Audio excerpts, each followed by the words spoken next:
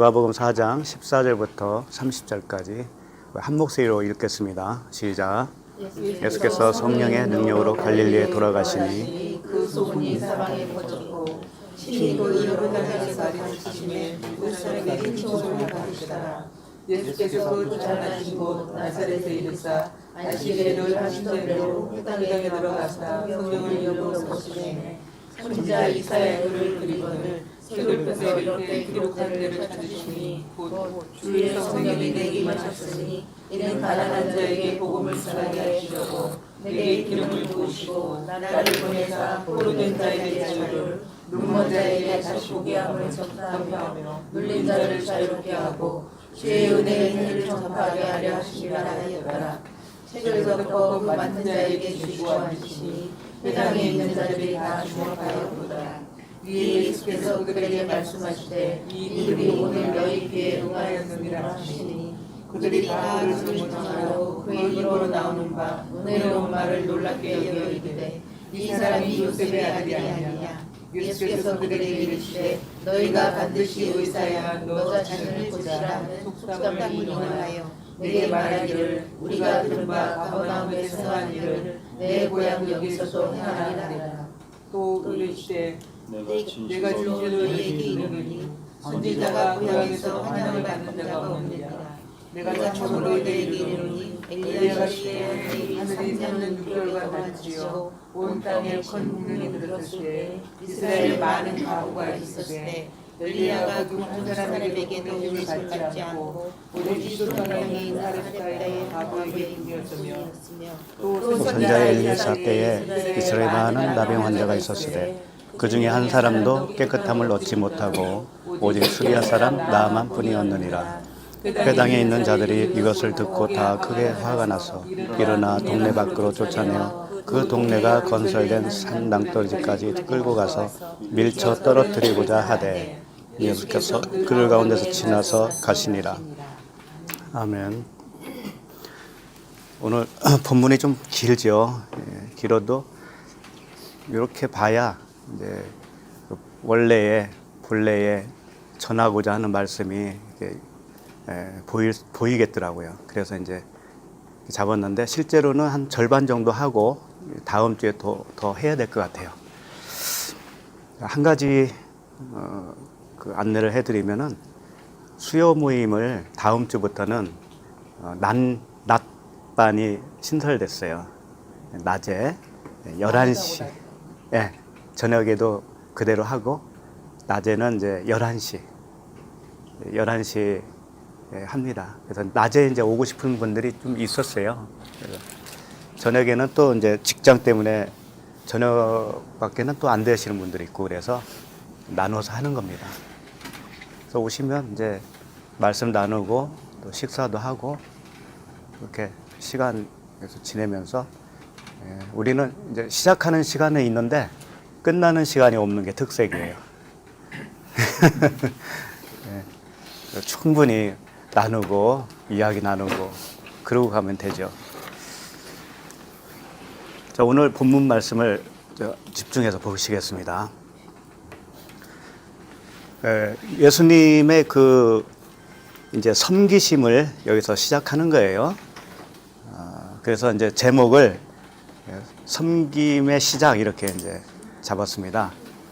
근데 사실은 예수님은 이 땅에 오시는 것 자체가 섬김이었어요. 그렇죠? 하나님이 사람의 몸을 입는 게 그게 보통 일입니까? 그게 섬기심이죠. 그게. 그래서 그분은 내가 섬김을 받으러 온 것이 아니라 섬기러 왔다. 그리고 목숨까지 대속물로 주려고 왔다. 이렇게 말씀을 하셨단 말이에요. 그래서 주님은 태어나면서부터 다 섬김이에요. 십자가에서 죽으시고 부활하셔서 하늘로 올라가시는 거 다 섬김이시고 또 성령으로 우리 안에 오시는 거 다 섬김이에요. 그분의 섬김. 우리는 그분의 섬김만 받고 사는 거예요, 사실은. 그래서 오늘 말씀도 이제 섬겨주시는 말씀이에요. 순서가 어떻게 되냐면 세례 요한의 세례를 받고 그 다음에 마귀의 시험을 받으시고 그 다음에 이제 오늘 본문 말씀이 시작되는 거예요. 일단은 좀 큰 숲을 한번 봤으면 좋겠어요. 오늘 이 말씀을 다시 한번 볼 테니까 잘 한번 무슨 뜻인지 파악을 좀 해보세요. 4장 14절에 보면 예수께서 성령의 능력으로 갈릴리에 돌아가시니 그 소문이 사방에 퍼졌고, 여기서 이제 성령의 능력으로 갈릴리에 돌아가셨다고 하니까 어떤 상상을 하게 되죠? 이 앞에까지는 마귀의 시험을 당했거든요. 광야로 가셔서. 근데 성령의 능력으로 갈릴리에 가셨으니까 어떤 상상을 하게 되냐면 마치 성령의 능력으로 순간 이동을 했다든지 또 축지법 같이 순간적으로 갔다든지 그렇게 이게 보기가 쉬워요. 근데 이제 그런 건 아니고요. 성령의 능력이라고 그래요. 의로라고 그랬는데 이게 N이더라고요. N. 그러니까 성령의 능력 안에서 이렇게 하면 좋죠. 친히 그 여러 회당에서 가르치심에 뭇 사람에게 칭송을 받으시더라. 근데 예수님이 어디로 가셨냐면은 갈릴리로 돌아가셨다고 그랬잖아요. 갈릴리. 갈릴리는 예수님이 태어난 곳이잖아요. 갈릴리의 나사렛 동네에서 태어나셨잖아요. 아니, 태어난 게 아니고 거기서 자랐죠. 베들레헴에서 태어나고 자란 곳이죠. 그래서 거기를 고향이라고 그래. 고향. 고향에 가신 거예요. 고향에 가셨는데 갈릴리라고 하는 뜻이 뭐냐면은 갈갈이라고 아시죠? 갈갈 이게 회전하다, 바퀴가 회전하는 거 그런 거예요. 그래서 길갈도 거기서 나왔어요. 그래서 길갈이 수치가 떠나간 곳. 이스라엘 백성들이 길갈에서 수치가 떠나갔다 그래요. 그러니까 이 갈릴리라고 하는 이 동네 상징은 뭐냐면은 여기가 회복돼야 할 땅, 성령이 운행하는 땅, 그런 의미를 가지고 있어요. 그래서 갈릴리의 촌동네에서 제자들을 불러요. 그리고 나중에 부활하셔서 갈릴리에서 또 제자들을 불러요. 제자들을 만나요. 아시죠? 갈릴리 해변에서 요한하고 이렇게 대답을 하죠. 베드로하고 대화도 하고 그러잖아요. 네가 나를 사랑하느냐? 막 이러면서. 그래서 이 갈릴리는 어떤 의미가 있는 거예요. 갈릴리로 가셨어요. 근데 15절 보면 회당에서 가르치셨을 때 무사람들에게 칭송을 받았어요. 가르칠 때. 그러니까 이제 주님이 갈릴리로 오셨을 때 이 회당에서 가르치시고 칭송을 받고 그랬잖아요. 그러니까 이게 사방으로 소문이 퍼졌어요. 그러니까 우리들의 구원의 여정을 보면은요, 제일 먼저 소문을 들어요. 소문. 우리 각자 생각해 보면은 소문을 듣는다는 게 뭐냐면은 복음의 소식을 듣는 거예요. 율법 아래에서 있을 때는 전혀 깨닫지 못하다가 어떤 소문을 들어요. 이게 진짜 복음이 아니야 라고 하는 소문을 들어요. 소문. 그게 먼저예요. 그 소문이 나오는 데가 곧 갈릴리라는 거죠. 갈릴리에서 회당에서 가르치니까 칭송을 받았어요. 그리고 안식일에는 어디로 가셨냐면은 나사렛, 자기 태어난 곳, 자란 곳, 고향 나사렛에 가셨어요. 16절이죠. 나사렛. 이 안식일에 늘 하시던 대로 회당에서 들어가서 성경을 읽으려고 서심해 선지자 이사야의 글을 드리거늘 책을 펴서 이렇게 기록한 데를 찾으시니.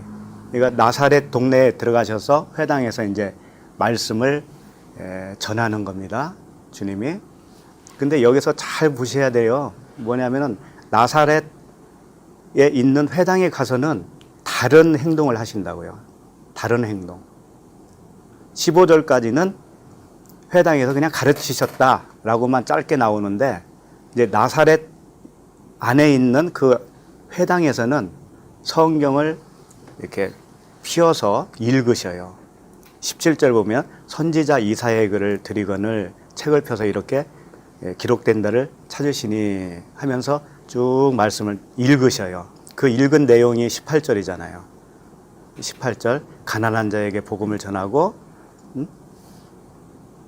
포로된 자에게 자유를 눈먼 자에게 다시 보게 함을 이렇게 적혀 있다라는 거죠. 그걸 쭉 읽으셔요. 그리고 나서 어떤 말씀을 하셨냐면은 21절 보세요. 이에 예수께서 그들에게 말씀하시되 이 글이 오늘 너희 귀에 응하였느니라 하시는 거예요. 다시 말해서 이사야의 글을 읽었는데 그 읽은 내용대로 너희들에게 귀에 지금 들렸다. 알아들었다 이거예요. 알아들었다. 그게 무슨 뜻인지 그 내용의 이면적인 뜻을 알아들었다. 이런 뜻이에요. 그런데 알아들었어요, 이제. 22절. 그들이 다 그를 증언하고 그 입으로 나오는 바 은혜로운 말을 놀랍게 여겨요, 이 사람들이. 놀랍게 여겨요. 근데 재미있는 것은 그 은혜로운 말을 놀랍게 여겼어요. 그분들이 깨달았잖아요. 그런데 엉뚱한 소리를 하는 거예요. 이 사람이 요셉의 아들이 아니냐? 이런 말을 하는 거예요. 이게 무슨 뜻일까요? 복음을 이 사람들이 깨달았잖아요. 깨달았는데 깨닫고 나온 첫 마디가 뭐냐면 이 예수님을 갖다가 이분이 요셉의 아들 아니냐? 이랬다는 거죠. 그럼 이건 뭐예요, 이게? 어쩌다는 거죠?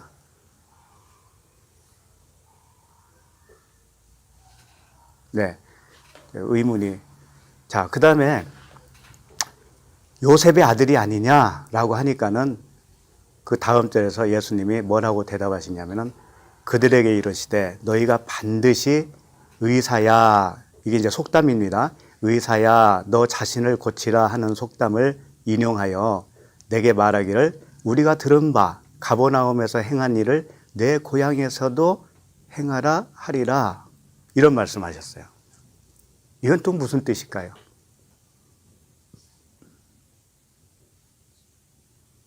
도대체 주님과 회당에서 이 듣는 무리들과 대화가 전혀 엉뚱해요. 보면 이게. 그래서 인간의 육적인 생각으로는 도저히 이게 무슨 얘기인지를 깨달을 수가 없어요. 깨달을 수가 없어요. 가버나움에서 행한 일을 내 고향 여기에서도 행하라 하니라. 그럼 가버나움에서 행한 게 뭐냔 말이에요. 또 그걸 찾아봐야 되겠죠. 또 그리고 24절 이르시되 내가 진실로 너에게 이르노니 선지자가 고향에서는 환영을 받는 자가 없느니라. 이 말씀 많이 들어보셨죠? 이게 무슨 뜻이에요? 선지자가 고향에서는 환영을 받는 자가 없다. 이게 무슨 뜻이에요? 예를 들면 우리 오늘날 같으면은 이런 걸 수도 있죠. 목회자가 돼가지고 몇십 년 만에 고향에 갔더니 고향에서 푸대접을 해. 그런 뜻인가 이게? 그런 뜻으로 우리가 알았어요, 사실은. 고향에서는 존경을 못 받아. 왜? 아니 저 친구가 옛날에 빨가벗고 몇 감고 막 썰매 타고 싸우고 막 그랬던 친구인데 저 친구가 목사 돼가지고 왔다고? 이런다니까. 그런 이야기처럼 들린단 말이에요, 이게. 근데 하나님이 야, 고향에서는 환영 못 받으니까 또 마음 상하지 마. 그런 말로 여기다 적어놨겠느냐 이거예요. 그런 말로 적어놨겠느냐 이거예요. 근데 우리는 다 그게 그런 말인 줄 알았어, 사실은. 그래서 이제 가정에서 말이에요. 집안에서 열심히 교회 다니고 봉사하고 하니까는 푸대접 받는 그런 자녀들이 있잖아요.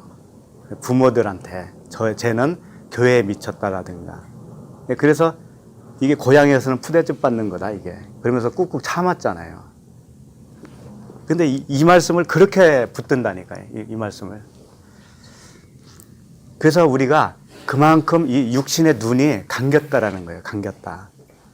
그러니까 십자가에서 죽는다는 것은 바로 요 눈이 죽는 것을 말하는 거예요. 육신의 눈이 죽어야 영적인 눈이 뜨여서 이 말씀의 의미를 알게 된다 이거예요. 그래서 십자가가 필요한 거예요.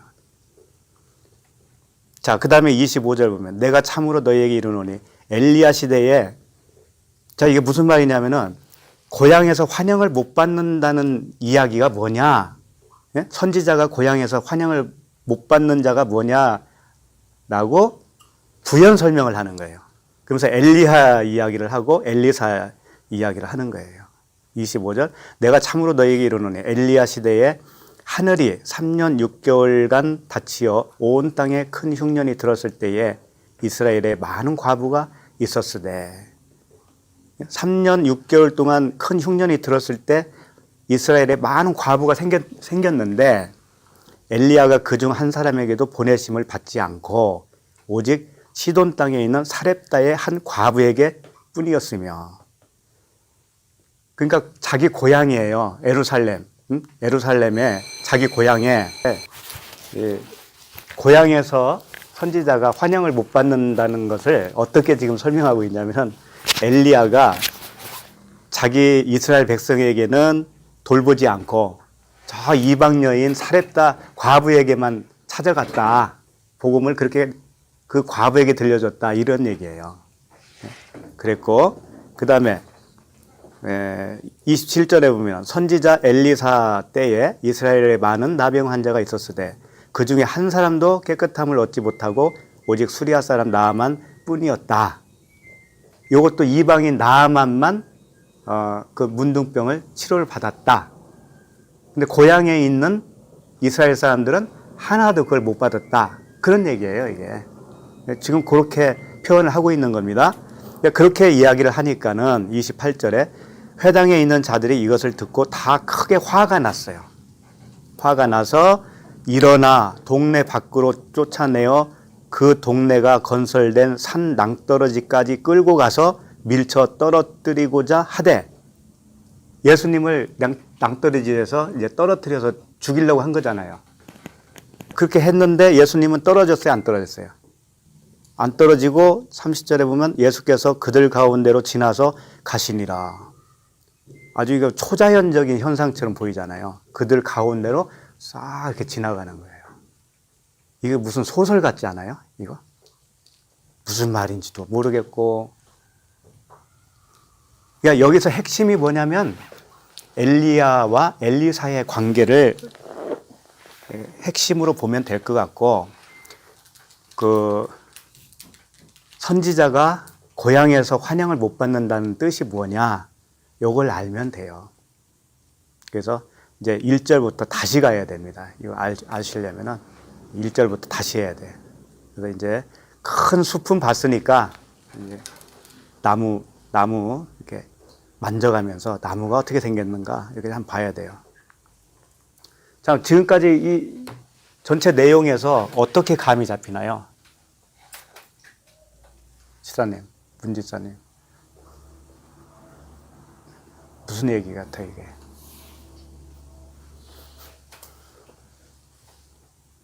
알았던 분도 다 꺼냈어요.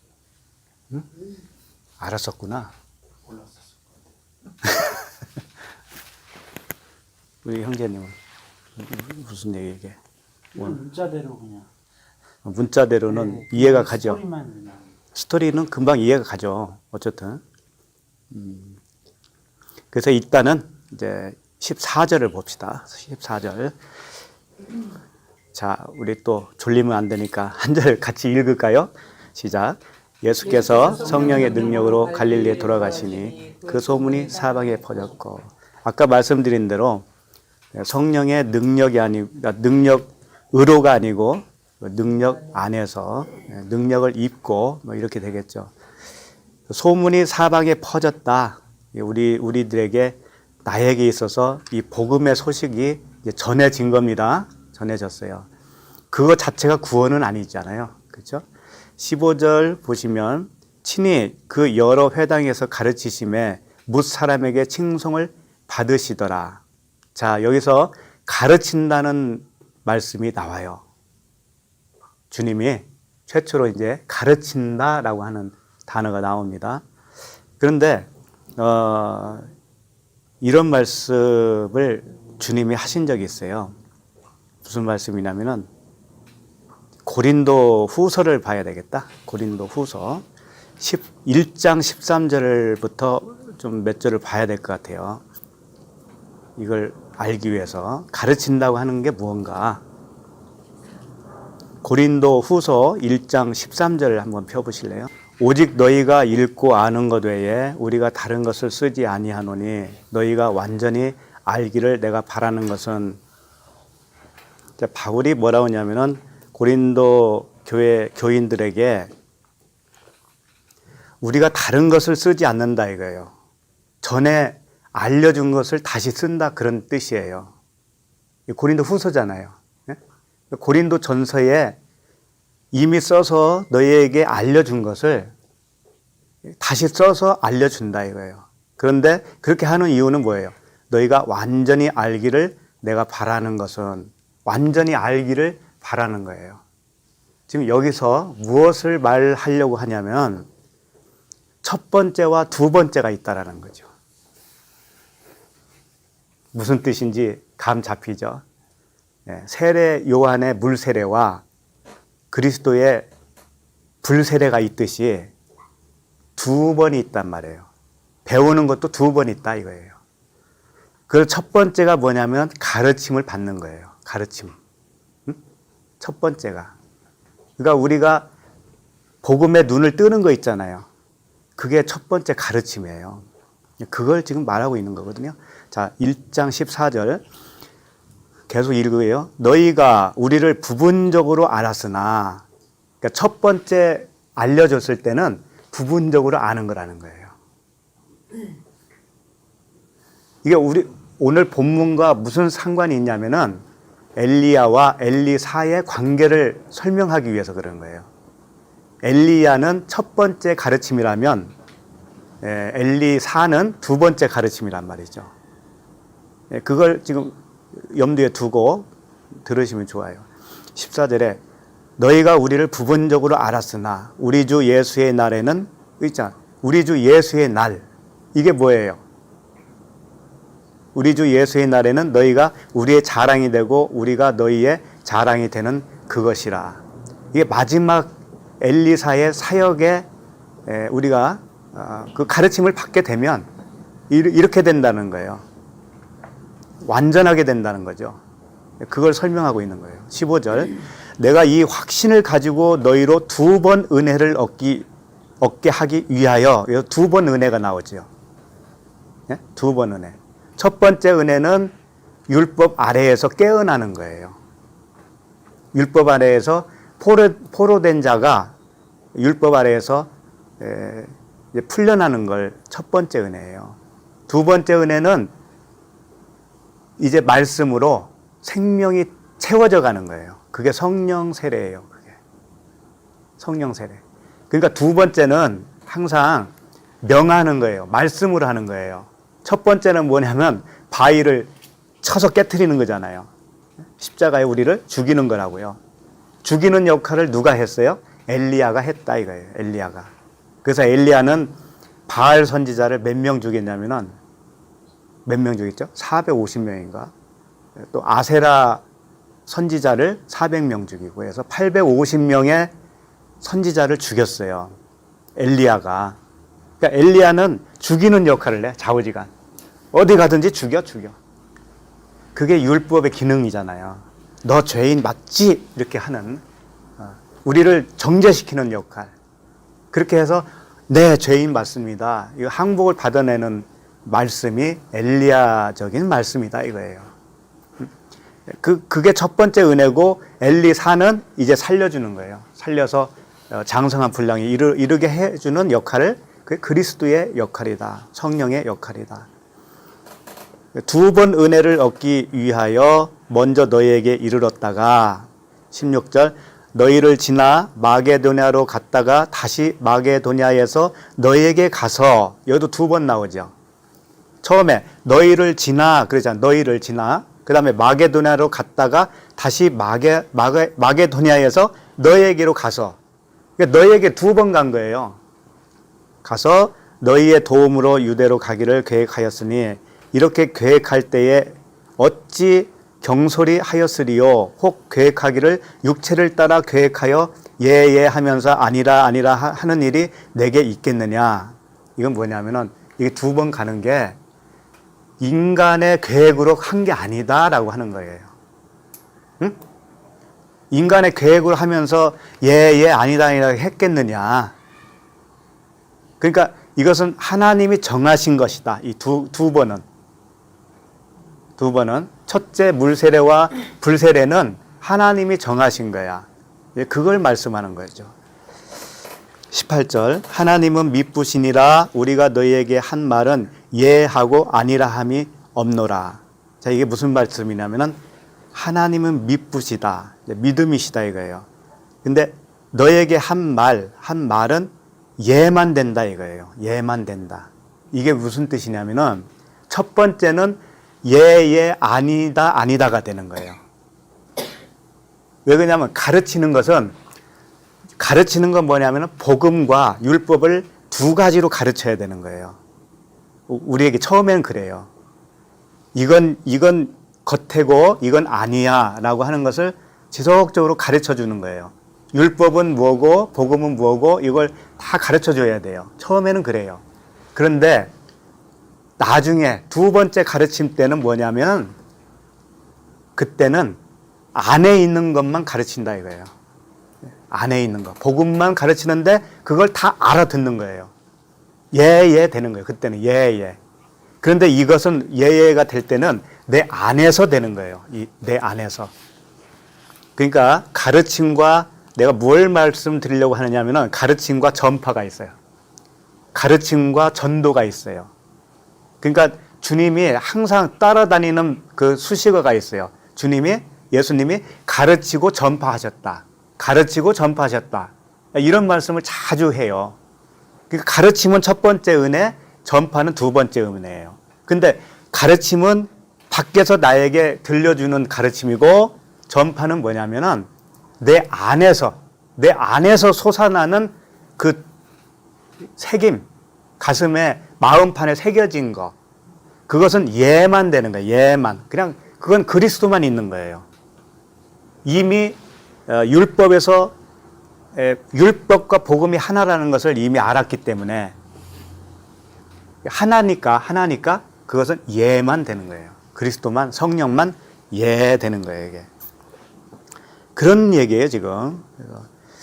19절. 우리 곧 나와 실로아누와 디모데로 말미암아 너희 가운데 전파되는 하나님의 아들 예수 그리스도는 예하고 아니라 함이 되지 아니하셨으니 그에게는 예만 되었느니라. 예만 되었다라는 게 뭐냐면 복음만 됐다 이거예요. 복음만. 그에게는. 예? 우리가 마음판에 새겨졌다는 의미가 뭐냐면 율법이 그러니까 예수가 그리스도다라고 하는 것을 온전히 깨달은 상태예요. 그러니까 복음과 율법이 하나다고 하는 것을 다 깨달은 거예요. 다 깨달은 거예요. 그것은 내 마음판에 새겨져서 예가 된 것이다 라고 이렇게 표현하는 겁니다. 그래서 20절 하나님의 약속은 얼마든지 그리스도 안에서 예가 되니 그런즉 그로 말미암아 우리가 아멘하여 하나님께 영광을 돌리게 되느니라. 자, 이렇게. 그래서 주님이 이런 말씀하셨어요. 요한복음 16장 25절이거든요. 요한복음 16장 25절에 똑같은 말씀을 다르게 표현하는 거예요. 뭐라고 하시냐면 이것을 비유로 너희에게 일렀거니와 처음에는 비유로 했다라는 거예요. 처음에는 때가 이르면 다시는 비유로 너희에게 이르지 않고 아버지에 대한 것을 밝히 이르리라. 그러니까 첫 번째 은혜는 비유로 설명하는 거예요. 가르침이에요, 가르침. 그 다음에 두 번째는 비유로 안 한다는 거예요, 이제는. 그때는. 왜? 비유로 말씀하신 것을 다 깨달았으니까. 다 깨달았으니까 더 이상 그게 비유가 아니잖아요, 이제는. 그렇죠? 그 말씀이에요. 그래서 항상 첫 번째가 있고 두 번째가 있다라고 하는 것을 지속적으로 말씀하신 겁니다. 그리고 또 한 가지 우리가 조금 오해하는 게 있어요. 오해하는 말씀이 있는데 요한 1서 2장 27절이에요. 한번 읽어볼까요? 너희는 주께 받은 바 기름 부음이 너희 안에 거하나니 아무도 너희를 가르칠 필요가 없고 오직 그의 기름 부음이 모든 것을 너희에게 가르치며 또 참되고 거짓이 없으니 너희를 가르치신 그대로 주 안에 거하라. 이게 뭐냐면 너희를 가르칠 필요가 없다라는 말이 있죠. 그러니까 그 전에는 가르침을 받았다는 얘기잖아요. 그렇죠? 가르침을 받았다가 기름 부음이 모든 것을 너희에게 가르치기 때문에 누구에게 가르침을 받을 필요가 없다라고 이렇게 말씀을 했습니다. 그러면 이렇게 생각하기가 쉬워요. 아, 우리가 진리를 깨달을 때까지는 설교 말씀도 듣고 성경도 열심히 읽다가 이제 다 깨달으면은 뭐 들을 필요도 없고 읽을 필요도 없구나. 왜? 기름 부음이 내 안에 기름 부음이 자동적으로 가르쳐 주니까 이렇게 생각하기 쉽다 이거예요. 근데 아까도 말씀드렸지만 처음에 비유로 말씀하시고 그 다음에 비유로는 말씀 안 하신다고 하는 의미가 뭐예요? 비유로 했던 그 가르침을 받고 이제 비유의 말씀이 무엇인가를 다 깨달았다는 얘기잖아요. 그런데 비유가 또 다른 비유가 와요. 그 사람에게. 또 다른 비유의 말씀이 오면 어떻게 하냐면은 깨달을 수 있는 능력이 있어요. 그때부터는. 그래서 남한테 가르침을 받을 필요가 없다는 얘기인데 이것을 오해하면 어떻게 되냐면 아무한테도 가르침을 받을 필요도 없고 더 이상 들을 필요도 없고 나는 다 완전하게 이제 끝났어. 완성품이야 이제. 그리고 할렐루야. 그러고 이제 울룰랄라 이제 돌아다니는 거예요. 나는 완성이 됐으니까. 그런 분 많습니다. 의외로 많아요. 근데 여기가 뭐냐면은 처음에 가르침을 받았을 때는 율법과 복음이 둘로 나눠서 가르침을 받았다가 그 다음부터는 하나가 되어서 이제 그 의미를 깨닫단 말이에요. 그럼 그때부터는 가르침을 받을 때 내 안에서 하나로 모아진다 이거예요. 하나로. 율법과 복음이 이렇게 가르침을 받을 때 내 안에서 즉각 그 뜻이 무엇인지를 그냥 내 안에서 풀어지는 거예요. 즉각. 그 말씀을 하고 있는 거예요, 이게. 그 말씀. 그래서,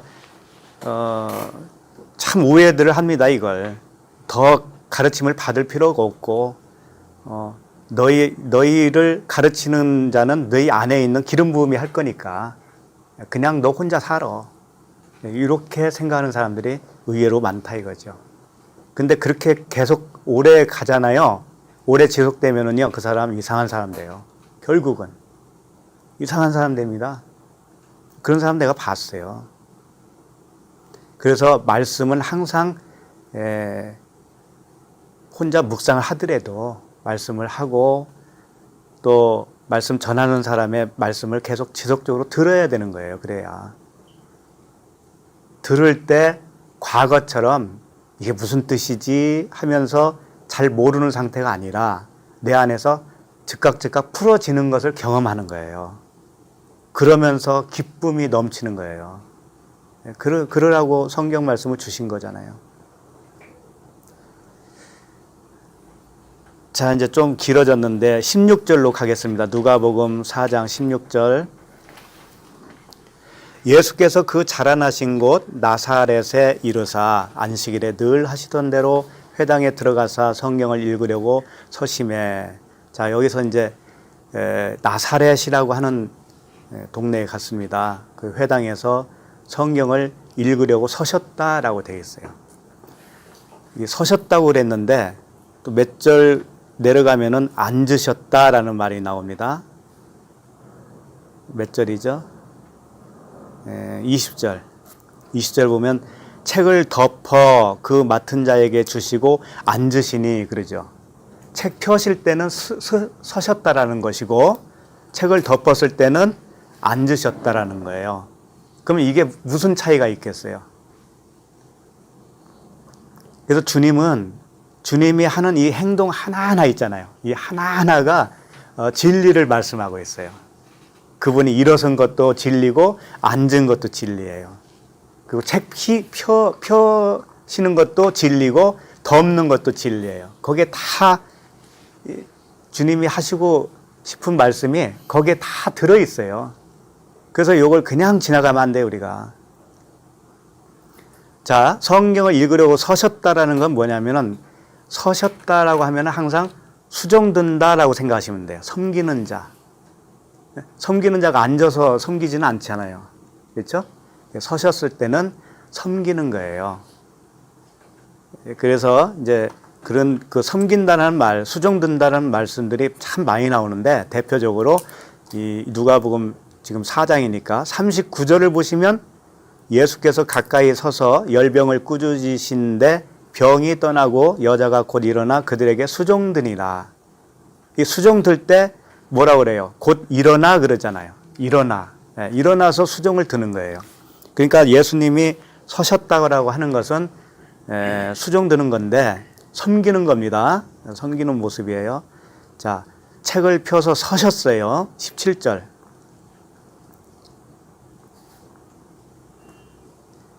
17절 보시면 선지자 이사야의 글을 드리거늘 책을 펴서 이렇게 기록된 데를 찾으시니.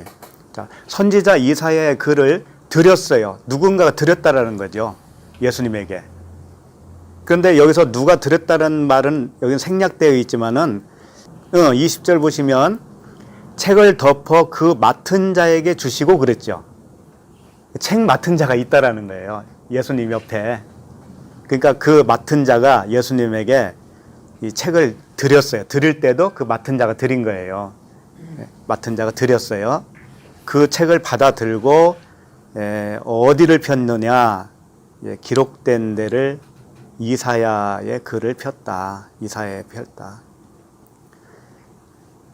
그런데 여기서도 이런 말씀이 있어요.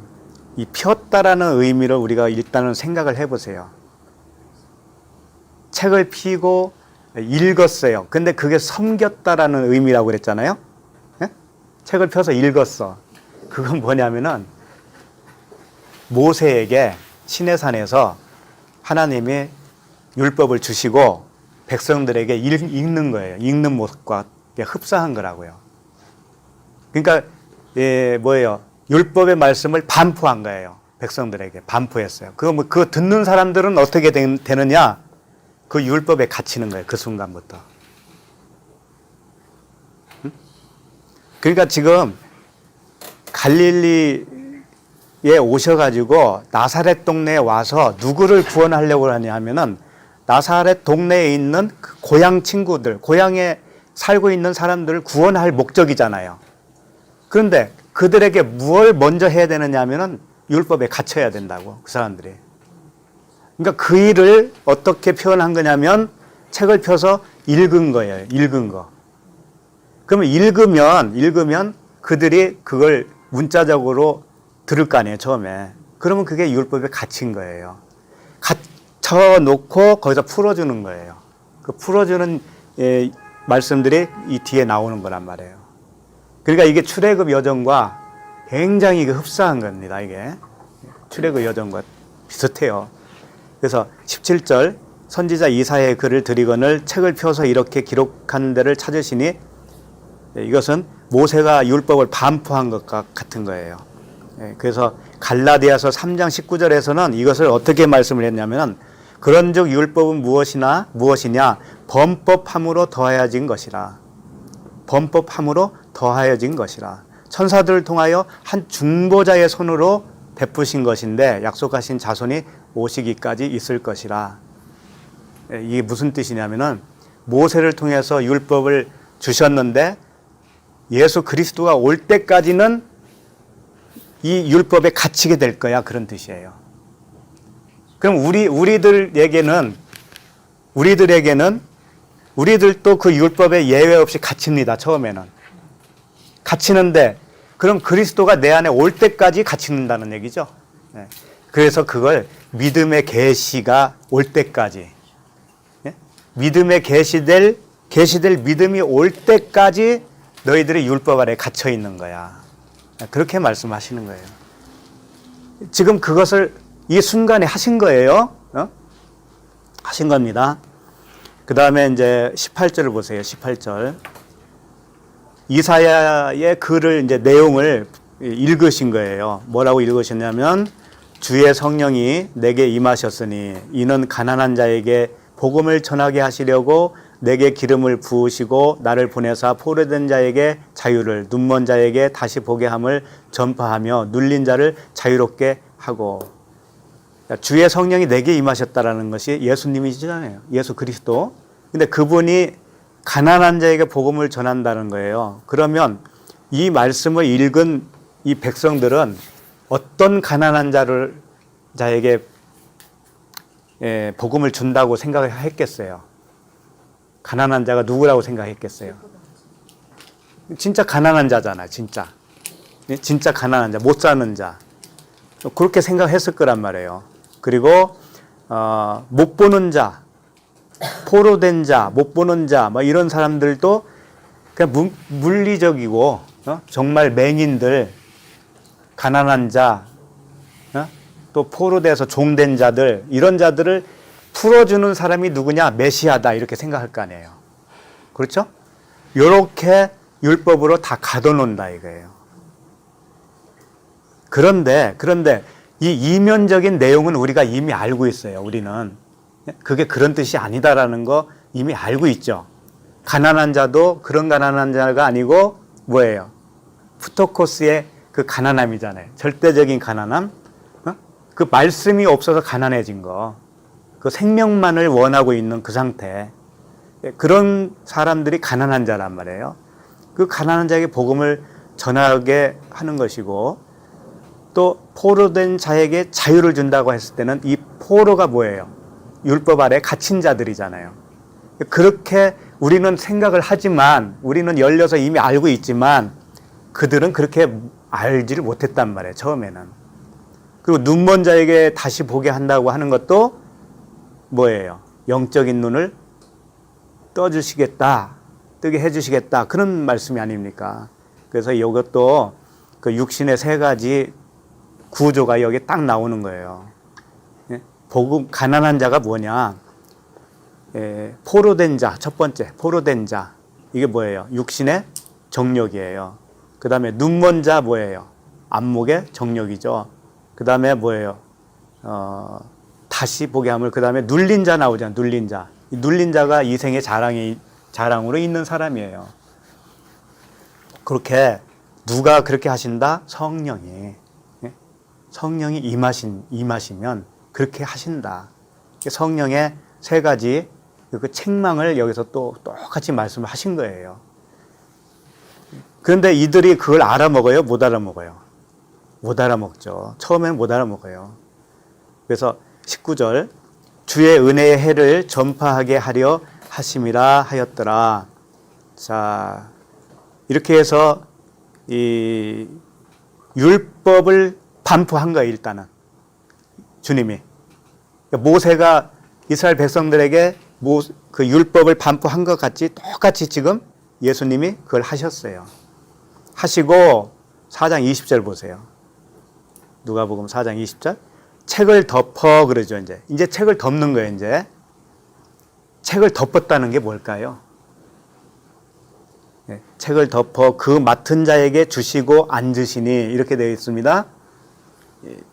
이게 지금 주님이 어떤 일을 하시는 거냐면, 책을 덮었다라는 것은 그 율법의 뜻을 이 사람들이 알아먹은 거예요.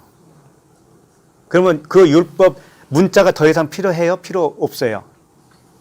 필요 없죠? 그러니까 맡은 자에게 도로 준 거예요. 책을 덮어서. 그리고 앉으셔요. 그럼 앉으시는 건 또 뭐냐 이거예요.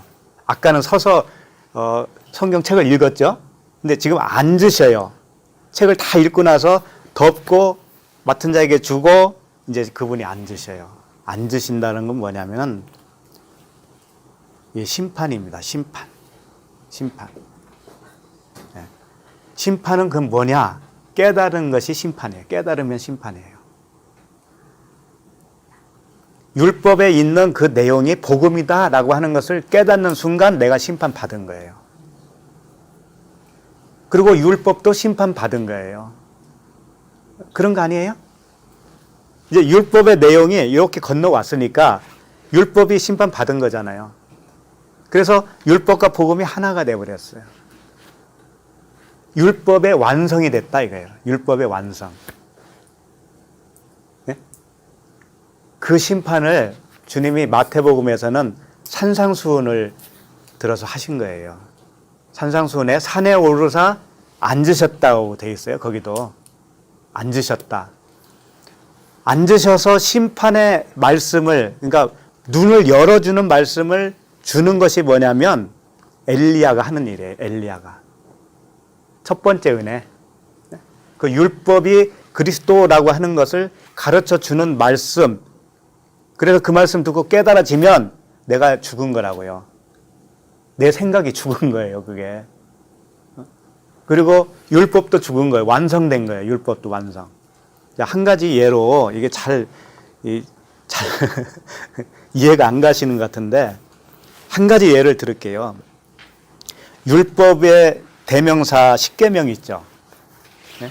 우리 자매님 지금 이해가 가셔요? 10계명 중에 이제 전에도 한번 말씀드렸지만 다시 말씀드릴게요. 그 살인하지 마, 간음하지 마 이런 것들이 있잖아요. 그럼 살인하지 마라고 했을 때 이스라엘 백성들이 어떻게 생각했냐면 처음에는 살인하면 안 되지라고 생각했어요. 그리고 살인하면 죄이기 때문에 살인을 절대 안 한 거죠. 그래서 살인을 안 하고 살으면 자기가 율법을 잘 지켰기 때문에 자기는 죄인이 아니다라고 떳떳하게 살았어요. 그리고 그렇게 살기 때문에 그들은 율법을 지켰고 율법에 의해서 의롭다 생각을 한 거예요. 자기들이. 그런데 산상수훈에서 주님이 어떤 말씀을 하셨냐면은 산상수훈이 뭐라고 했어요? 심판한다고 그랬잖아요. 심판. 산상수훈에서 뭐라 했냐면은 이 살인하지 마가 무슨 뜻인 줄 아냐? 그러면서 어떻게 말씀하신 거냐면 너희들이 하나님을 살인하고 있는 거야 라는 것으로 다시 풀어주신 거예요. 그러니까 살인하지 마라고 했을 때 사람을 살인하지 마가 아니고 하나님을 살인하지 마라고 했던 거야. 주님이 이렇게 풀어주셨다고요. 그러면 사람이 하나님을 살인하는 게 뭐냐면 하나님과 떨어져 있으면 살인하는 거예요. 분리되어 있으면. 하나님과 내가 하나가 되어 있어야 살인하지 않는 사람이 될 수가 있는데 누구나 하나님을 본 자도 없고 하나님과 하나가 됐다면 이미 그 내용을 알았을 텐데 그 내용도 몰랐고 그러니까 분리되어 있어요. 하나님과 분리되어 있어요. 그러니까 그것은 내가 하나님을 살인한 거예요. 그러면 살인 안 할 장사가 있나요? 없잖아요. 그러면 율법은 살인하지 마라고 했을 때 하나님을 살인하지 마라는 그런 뜻이었다라는 거예요. 원래가. 이것을 알면은 어떻게 되냐면 그 율법이 어떻게 변하냐면은 이렇게 되는 거예요. 살인하지 말라고 표면적으로는 되어 있는 그 문자가 어떤 뜻으로 변하냐면 너는 살인할 수밖에 없잖아. 그러니까 내가 살인하지 않게 해줄게 라고 하는 약속으로 변하는 거예요. 응? 겉으로 봤을 때는 살인하지 마라고 쓰여 있었는데 알고 보니까 뭐예요? 하나님 자신이 내가 너희들이 나를 살인하지 않는 사람으로 내가 만들어줄게 라는 뜻이었단 말이에요. 그러면 율법이 어떻게 변하는 거예요? 약속으로 변했잖아요. 언약으로 변했잖아요. 그러면 복음이 뭐예요? 복음은 하나님이 해주시는 은혜잖아요. 약속이잖아요. 그러니까 결국은 그 율법, 살인하지 말라고 한 그 율법이 결국은 뭐예요? 복음이잖아요. 내가 해주겠다라고 하는 복음이었잖아요. 그러니까 하나가 됐죠, 하나가. 그러면 율법이 이제 더 이상 있어요, 없어요? 없죠. 그래서 하나가 되는 거예요. 하나가 돼서 얘만 된다 이거예요. 얘만 된다 이거예요. 처음에는 아니요 됐다가 처음에는 나눠져 있기 때문에 아니요 하다가 이게 깨달아져서 하나로 되니까 예만 되는 거예요. 예만. 하나님이 해주겠다. 예. 하나님이 해주겠다. 예. 그렇게 된 거예요. 그러니까 십계명을 보면은 이렇게 된 거죠. 너희들은 그 다른 하나님을 섬기지 마 그랬잖아요. 그러면 복음으로 하면 어떻게 돼요, 그게? 아니, 복음으로 해석을 하면 어떻게 돼요? 다른 신을 섬기지 않게 해줄게. 이 약속이 되잖아요. 그 다음에 우상을 만들지 마라고 했을 때 우상을 만들지 않게 해줄게 라고 하는 언약이 돼버리잖아요. 우리가 할 수 있는 거 아니니까. 그러니까 결국은 다 그거예요. 부모를 공경하라라고 하는 말씀도 사람 부모를 공경하라는 뜻이 아니고 하나님 부모를 공경하라. 근데 우리가 어떻게 공경해요? 그러니까 하나님 아버지, 어머니, 예? 하나님 부모를 공경할 수 있게 해줄게 라고 하는 언약이 돼버려요.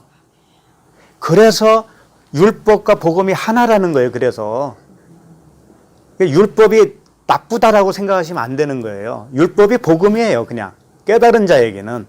근데 깨닫지 못한 자에게는 율법은 항상 심판자로 있는 거예요. 그 깨달음이 없는 자에게는 율법은 항상 살아있어요. 깨닫지 못한 자는 자기도 살았기 때문에 자기를 심판할 수 있는 율법도 살아있는 거예요. 항상. 그래서 우리가 죽는다는 의미는 뭐냐면 율법과 복음이 하나라는 것을 깨닫는 순간 내가 죽는 거라니까. 십자가에서 죽는 거예요. 그게 십자가예요. 다른 게 아니고 뭐 자아가 죽느니 그런 표현 쓸 필요가 없는 거예요. 자아가 죽기는 뭘 죽어요? 죽기는 배고프면 밥 먹고 싶은 게 사람인데, 예? 안 그래요? 그래서 항상 심판을 상징으로는 어떻게 말씀하시냐면은 그물에 가득하게 이제 그 물고기를 끌어내요. 그러고 나서 앉아서 항상 그래요. 앉아서 좋은 것은 그릇에 담고 못된 것은 내버리고 이런 표현을 써요. 심판은 앉아서 한다라고 하는 거예요. 앉으면 심판이야, 아버지가. 근데 심판을 당해야, 당하는 말씀이 들어와야 율법과 복음이 하나가 되어버린다니까. 네, 그거예요. 그러니까 율법을 표피적으로 보면 다 우리가 해야 할 것인데 복음으로 깨닫게 되니까 다 하나님이 해주시겠다고 하는 거예요. 얼마나 좋아요. 무엇으로 살고 싶어요? 네? 복음으로요? 네. 자, 그래서 그 말씀이 이제 그 말씀이에요. 회당에 있는 자들에게 다 이제 20절 보세요. 20절. 누가복음 4장 20절. 책을 덮었어요. 이제 율법을 복음으로 이렇게 풀어주니까 이제 율법이 더 이상 이제 그 효력이 발생이 없어진 거예요. 네? 없어졌어요. 맡은 자에게 주었어요. 그랬더니 회당에 있는 자들이 다 주목하여 보더라 그러는 거예요. 그러면 한번 보세요. 책을 덮었을 때 왜 주목했다고 표현할까요? 책을 읽을 때 주목해야 되는 거 아닙니까? 그렇죠. 예수님이 서서 책을 펴서 읽을 때 주목을 해야 되는 거잖아요. 그런데 그때는 뭐 하다가 가만히 있다가 책을 덮고 다 끝나니까 주목해서 봤다. 이 뜻이 뭐겠어요? 이제 복음을 깨달았다. 그 말씀이에요. 복음을 깨달은 거예요. 그 의미를 이제 알았단 말이에요. 살인하지 말라고 하는 의미가 살인하지 않게 해주겠구나. 그 약속으로 깨닫게 되었다라는 겁니다. 율법의 완성이죠. 예. 자, 그리고 21절. 이에 예수께서 그들에게 말씀하시되 이 글이 오늘 너희 귀에 응하였느니라 하시니. 그러니까 너희 귀에 응했다라는 건 뭐냐면 너희들이 듣지를 못하다가 이제 깨달았다 이거예요. 깨달은 거예요. 이 사람들이. 주님이 그 하신 말씀에 성령께서 그들을 깨닫게 해주신 거예요. 눈을 열어주신 거예요. 자, 그러니까 22절이 뭐라고 하냐면은 22절. 그들이 다 그를 증언하고 그 입으로 나오는 바 은혜로운 말을 놀랍게 여겼다고 하잖아요, 지금. 그렇죠? 깨달았으니까 놀랍게 여긴 거예요. 그런데 재밌잖아요. 그 다음에 이 사람이 요셉의 아들이 아니냐. 이렇게 그들이 지금 이렇게 우리에게 말해준 이 사람이 그리스도 예수라고 하는 이분이 요셉의 아들이 아니냐라고 말을 했어요. 근데 복음을 깨달은 사람들이 이런 말을 했단 말이에요. 이게 무슨 말일까요, 이게?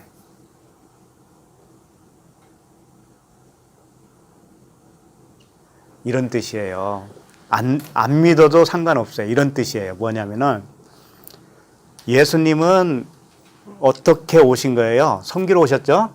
그리고 목숨을 누구를 위해서 주려고 오신 거예요? 구원을 받을 모든 자잖아요. 그럼 이 사람들에게도 해당되는 거예요. 그런데 이 사람들이 복음을 깨닫고 보니까 바로 이 사람이 죽을 자네? 이렇게 된 거지. 복음을 깨달으니까 예수님이 죽어야 돼요? 안 죽어야 돼요? 알고 보니까. 죽어야 맞잖아요. 죽어 주셔야. 베드로는 그걸 몰랐어요, 처음에. 그래서 예수님이 십자가에 죽으신다고 하니까 말렸잖아요. 그러니까 무슨 소리 들었어요? 사탄아, 내 뒤로 물러가라. 사탄이 안 되려면 어떻게 되냐면 예수님을 죽여야 된다니까. 그러니까 죽여야 되는 그 당위성을 알게 된 거지요. 이들이 알았단 말이에요. 그러니까 이 사람이 요셉의 아들이 아니냐라는 말 속에는 이 사람은 지금 이 모습은 겉사람은 죽어야 할 육신의 혈통이다. 육신의 혈통이다. 라는 것을 깨달은 거예요. 그러니까 깨달은 이 사람들이 어디로 데려가야 되겠어요? 예수님을. 죽여야 되잖아요. 그러니까 낭떠러지로 데려갔다니까. 그러니까 그러니까 복음으로 우리가 깨달았다고 하는 것은 당연히 주님이 죽어 주셔야 된다라는 것을 깨달을 수밖에 없어요. 그래서 내가 죽였구나 이렇게 되는 거예요. 그 주님을 내가 죽였구나. 반드시 그분이 죽으셔야만이 내가 구원이 되는구나 라는 것을 깨달았다니까요. 그거예요.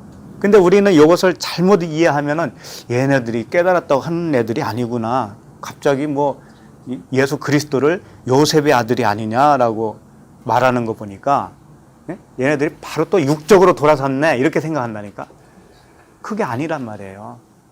복음을 알았다라고 하는 것은 첫 번째 돌판이 깨져야 된다는 것을 반드시 알았다라는 것과 똑같아요. 예수님은 몸은 첫 번째 돌판이죠. 그 무슨 의미인지 알죠? 첫 번째 돌판, 모세가 돌판을 가지고 왔는데 첫 번째 돌판을 깨버렸잖아요. 몇 개겠어요? 그 표면적인 말씀이 깨져야 이면적인 복음으로 갈 수 있기 때문에 반드시 겉은 한번 깨져야 되는 거 아닙니까? 그러니까 예수님은 육신으로 그것을 해주러 오신 거니까 이 예수님이 죽어주시러 오신 거네. 이렇게 알게 된 거라니까요. 23절 예수께서 그들에게 이르시되 너희가 반드시 의사야 너 자신을 고치라 하는 속담을 인용하여 내게 말하기를 우리가 들은 바 가버나움에서 행한 일을 내 고향 여기서도 행하라 하니라. 자, 이제 조금만 더 하고 마칠게요. 이거 무슨 뜻이냐면은 예수께서 지금 속담을 인용을 해서 그들에게 진리를 전하고 있어요. 그게 뭐냐면은 너희가 반드시 의사야 너 자신을 고치라 하는 속담을 아느냐 이거예요. 이게 무슨 뜻이겠어요? 의사야 너 자신을 고치라. 그러니까 의사가 뭐예요? 예수님 자신을 지금 여기서 표현하고 있을 거 아니에요. 의사. 병든 자를 고치러 오신 의사, 의원 되시는 주님. 그런데 자기가 먼저 고침을 받아야 되지 않느냐 이런 뜻이에요. 그럴 거 아니에요. 의사가 자기가 건강해야 다른 자들을 돌볼 수 있잖아요. 그러니까 의사 너부터 건강해라. 너부터 고침을 받아라. 그런 속담이란 말이죠, 이게. 그런 속담이에요. 그 속담을 인용해서 뭐라고 하고 있냐면은 가버나움에서 행한 일을 내 고향 여기서도 행하라. 이렇게 말을 했어요. 그럼 가버나움에서 행한 것이 뭐고 그 행한 것을 이 고향에서도 행하는 것이 의사 너부터 고치는 거야 라는 말과 같다라는 거죠. 이게 어려워요. 조금 어려워요. 의사야 너부터 고쳐라 라고 하는 의미는 뭐냐면 가버나움에서 행한 일을 이 나사렛이라고 하는 고향에서도 행해야 되는 거 이거라는 것이죠. 그러면 일단은 가버나움이 뭐냐 이거예요. 가버나움. 가버나움은 카팔나움이라고 해요. 카팔나움인데 이 카파르라고 하는 단어에서 왔어요. 카파르와 나움이라고 하는 단어 합성이에요. 그러면 카파르가 뭐냐? 칠하다, 덮다, 막 용서하다 이런 뜻이에요. 그래서 그 노아의 방주를 지을 때 고페르 나무로 지었다고 했고요. 또 역청을 칠했다고 그랬어요. 근데 고페르 나무, 그 다음에 역청이 뭐냐면 코페르예요. 또 역청은 코페르. 그 다음에 칠하라라고 하는 단어가 바로 이 카파르예요. 카파르. 칠하는 거, 역청으로 칠하는 것이 카파르예요. 가버나움은 뭐냐면은 이 칠한다고 하는 카파르라고 하는 단어와 나움이라고 하는 단어가 하나가 됐다고요. 그러면 이게 어떻게 되는 거냐면 위로의 집 이런 뜻이 돼요. 위로의 집. 그러니까 역청으로 덮고 칠하고 하는 것은 성령의 은혜를 말하는 거예요. 하나님의 은혜로 덮고 칠해서 위로를 받았다. 위로를 받았다. 이게 구원받은 자잖아요. 구원받은 자. 성령 받은 자. 그게 가버나움이다 이거예요. 가버나움이다 이거예요. 가버나움이라고 하는 동네가 그런 뜻을 가지고 있다. 위로를 받은 그런 동네다 이거예요. 그러면 왜 위로를 받았느냐? 가버나움에서. 거기서 주님이 귀신도 쫓고 병자도 고치고 그런 일을 했거든요. 그런 일을 지금 어디서 해야 되느냐 하면은 자기 고향에서도 그 일을 해야 된다 이거예요. 그러면 고향이 뭐냐면은 너 자신이고 의사예요, 의사. 예수님이 의원이라고 그랬잖아요. 예수님이 의원이라고 했죠. 예수님 자신이 태어난 곳이 어디예요? 나사렛 동네잖아요. 자기가 자란 곳이 자기의 동네가 어디예요? 나사렛이잖아요. 그럼 지금 나사렛 동네 고향을 치료하는 것이 의사가 먼저 자기를 치료하는 것과 같다라는 뜻이에요. 그러면 이게 무슨 뜻이냐면은 단도직입적으로 표현하면은 우리의 옛사람이 나에 있어서는 고향이에요, 고향. 무슨 말씀인지 알겠죠? 우리 각자가 옛사람이 있잖아요. 겉사람. 이 겉사람이 나에 있어서는 고향이라고, 고향. 주님이 태어난 곳이 나사렛이잖아요. 육신적으로 자란 곳이 고향이. 그러니까 그 육신은 겉사람이지. 그 육신은 옛사람이란 말이에요. 그러니까 우리가 옛사람 죽어야 돼요, 안 죽어야 돼요? 죽어야 되는 것이 예수님의 입장에서는 그 육체가 죽는 거잖아요. 네? 그런데 예수님이 죽는 것을 어떻게 표현을 하고 있냐면 가버나움이 치료되는 것을 표현을 했고 나사렛 동네가 치료받는 것을 예수님이 겉사람이 죽는 것과 똑같이 표현을 해주시는 거예요.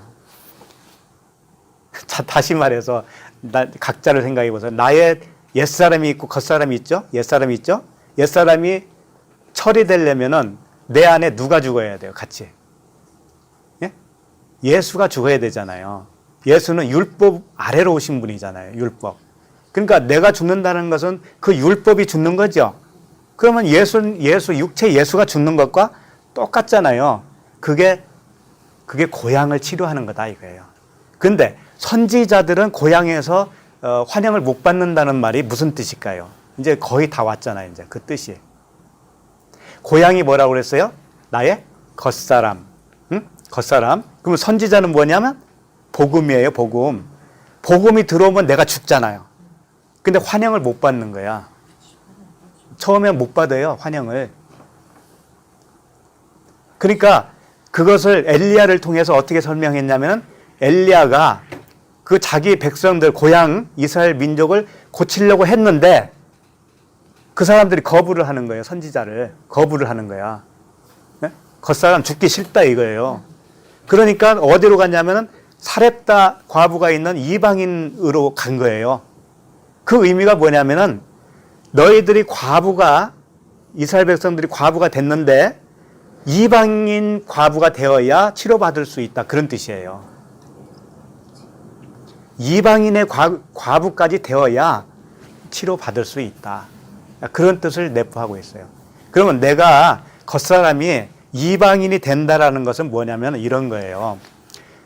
처음에 율법을 우리가 받잖아요. 그러면 아까도 설명해 드렸지만 살인하지 마를 육적인 겉표면적인 말씀으로 받는다고요, 우리가. 그런데 엘리야가 있을 때 3년 6개월 동안 비가 안 내렸다고 그랬죠. 이 비는 성령이에요. 그러면 성령은 우리를 깨닫게 해주는 거죠. 그러면 깨닫게 해주는 비가 안 내렸다는 얘기잖아요. 그러면 어떻게 되냐면은 율법 아래에 갇힌 자가 되죠. 율법 아래가 갇힌 자로서 율법을 행하면서 살아요. 그런데 그 중에 어떤 사람은 그 율법을 못 지키는 자가 생기는 거예요. 못 지키는 자가 생겨요. 거기서. 그 겉뜻 안에서도. 그러면 그 사람이 과부예요. 율법으로는 이제 죄를 지었잖아요, 이제 율법에. 그러니까 율법한테 뭐라 그럴까? 이게 이제 죽임을 받을 수밖에 없는 그런 상태예요. 그러니까 그 율법은 남편이었는데 남편하고 이제 이혼하게 될 지경이 된 거예요. 그 상태가 뭐냐면 그냥 겉뜻으로 알고 거기에 내가 죄인이구나 하는 거, 그 수준이 이스라엘 백성들 중에 과부가 생긴 거예요. 그게 기독교의 수준이에요. 예를 들면 도둑질 하지 말아라, 간음하지 말아라, 또 뭐가 있어요? 여러 가지 있죠. 그것을 문자적으로 위배를 하잖아요. 내가 행동으로. 그걸 거스르잖아요. 그러면 내가 죄인이구나라고 생각하잖아요. 그 상태가 과부는 과부인데 구원받을 수 있는 과부가 못 된다 이거예요. 사렙다 과부 같은 존재가 되어야 된다 이거예요. 그럼 다음 주에 살펴보겠지만 그 사렙다 과부가 어떤 일을 했냐면은 나무를 주워요. 나무가 누구예요? 그리스도예요. 나무를 주스러 가 뗄까 말려고. 그러다가 떡을 만들려고 밀가루가 조금 있고 기름 조금 남았어. 그게 마지막이에요. 그거 이제 아들하고 해서 먹고 죽으려고 했다 있잖아요. 근데 그때 엘리야가 거기 도착한다고. 그래서 야 그거 가루떡 가지고 먼저 나를 좀 줘 이러는 거잖아요. 그게 아브라함이 하나님을 섬겼던 것과 같은 거예요. 그게 가루 가지고 뭘 했어요? 하나님을 섬겼잖아요. 떡 만들어 가지고 너한테 떡이 있냐 이거잖아요. 그런 스토리예요. 그래서 이 과부가 진짜 과부가 되려면 성령이 있어야 돼요. 성령이 깨닫게 해주면 그 십계명이라는 것이 그런 의미가 아니었구나.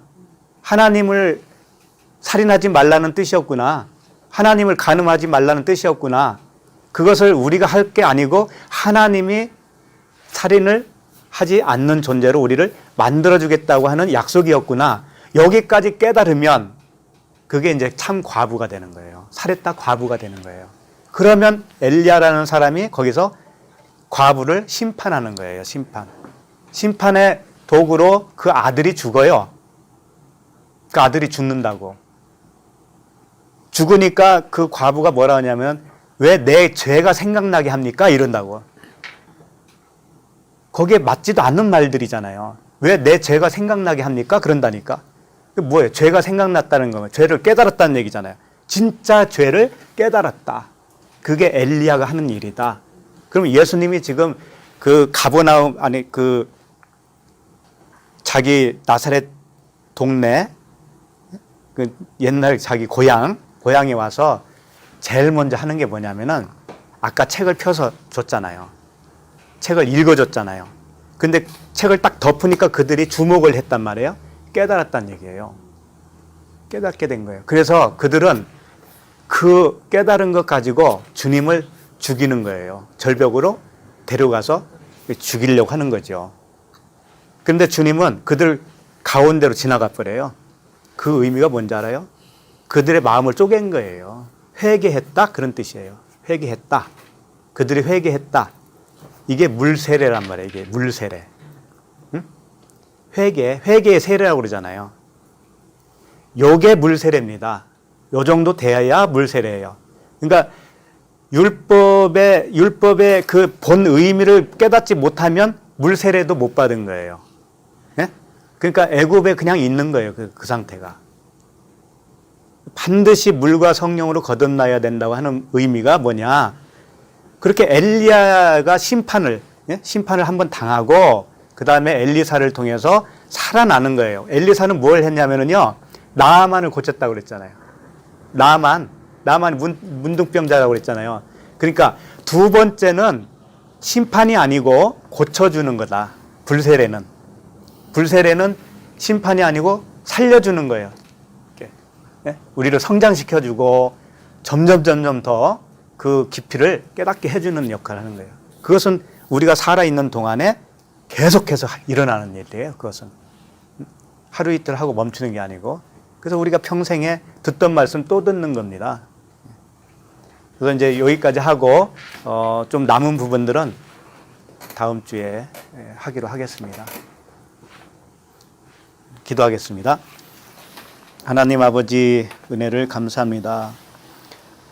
우리 주님께서 우리를 구원하실 때에 먼저 우리를 심판하시고, 그 율법이 복음이라는 사실을, 육체 예수로 오신 그 의미가 그리스도의 의미를 똑같이 포함하고 있다는 사실, 그래서 예수가 그리스도라는 사실을 우리가 깨닫게 해주심을 감사합니다. 이렇게 되어서 예만 될 수 있도록 은혜를 주시니 감사합니다. 이제 엘리야를 통해서 우리에게 더욱더 그 생명이 풍성하게 하고 더욱더 자라게 하시는 것 같이, 성령께서 우리 안에 오신 그 그리스도로 말미암아 날마다 성장하고 날마다 더 깊이 우리 주님과 함께 살아갈 수 있도록 은혜 주시니 감사합니다. 우리 주 예수 그리스도 이름으로 기도합니다. 아멘.